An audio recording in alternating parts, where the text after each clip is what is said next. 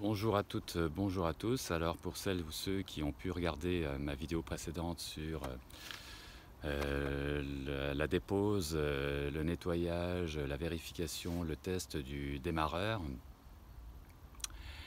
Et avec la clé, je pensais bien avoir trouvé l'affaire puisque la voiture avait redémarré. Et bien finalement c'était pas ça du tout, puisque dès le lendemain la voiture démarrait plus et c'était à nouveau donc les mêmes symptômes. Le démarreur se lançait pas et le voyant de batterie du tableau de bord restait un petit peu faiblard, c'était curieux.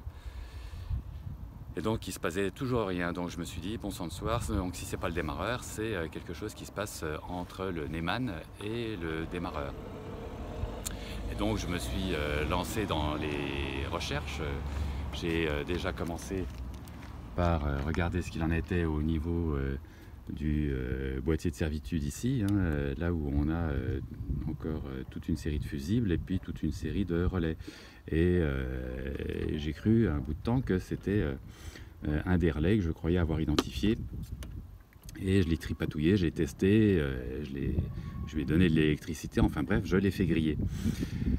Et tout ça pour m'apercevoir que finalement ce relais-là, il n'était pas du tout en cause, puisque ça c'était un des relais en fait qui sert juste à un motoventilateur.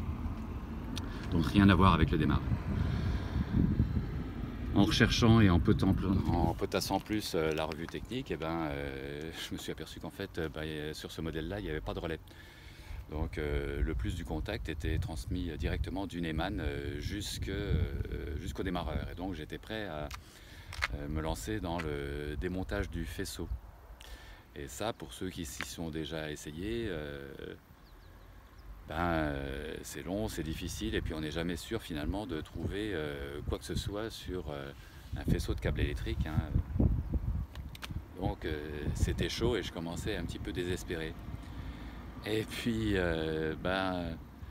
j'ai réfléchi à d'autres causes de panne, donc d'autres vérifications que j'aurais peut-être pas faites avant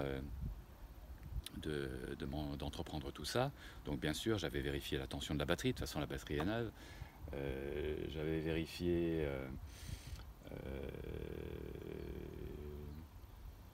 je sais plus quoi, enfin bref, la conductivité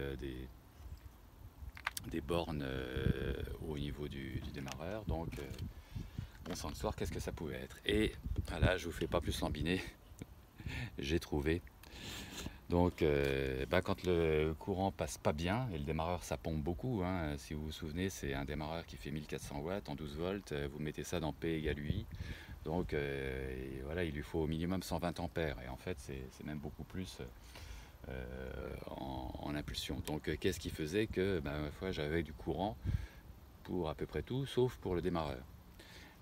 C'est que le courant il passait pas bien, et si le courant il passe pas bien, il y a peut-être bien un problème de masse. Et donc quand vous regardez votre moteur, la masse principale, elle est sur ici, elle est fixée, où est-ce qu'il est mon doigt, voilà, là ici,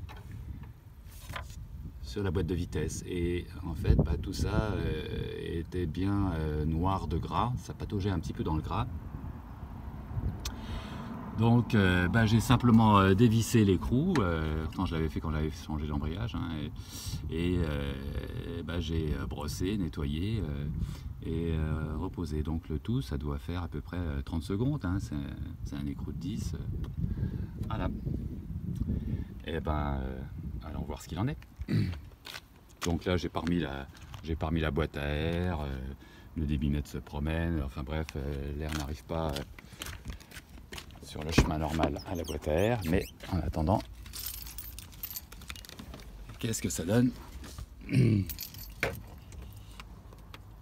quand on se met derrière le volant?